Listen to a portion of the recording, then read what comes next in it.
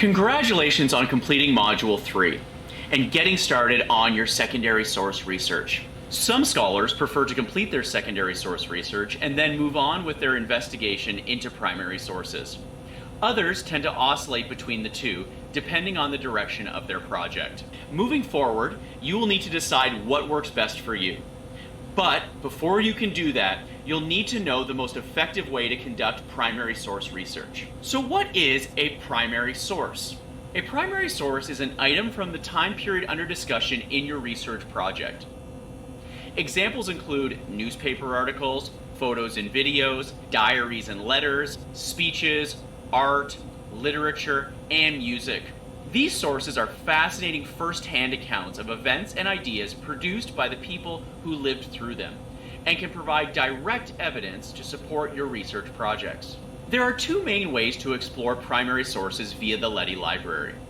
During this module, we will discuss the use of databases, and during Module 5, we will focus on the use of both digital and physical archives. To access an online database, begin your search at the Leddy library's main page. From there, click on Search Our Collection, and then scroll down to Databases. At this point, you can browse the full list of databases, search by title, subject, type, and/or provider. For example, if you're looking for ephemeral material from the World's Columbian Exposition that was held in Chicago in 1893, you could select the America's Historical Imprints database. To clarify, ephemeral material is something that is designed to only exist for a short period of time, such as tickets, brochures, and advertisements. After clicking on this database from the list provided, you'll browse to a new page that will ask you to connect to database.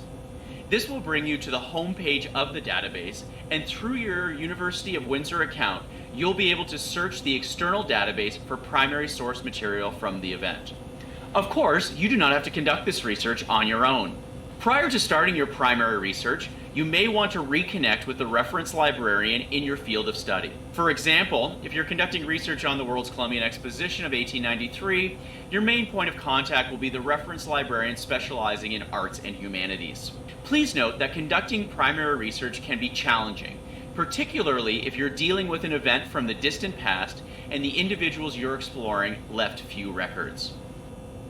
With that being stated, it's often essential that primary sources are present in your research projects. Including primary sources in your research can give a voice to the people in the past, especially those who have been underrepresented in historical narratives. In turn, highlighting their voices can help address inequities in the present.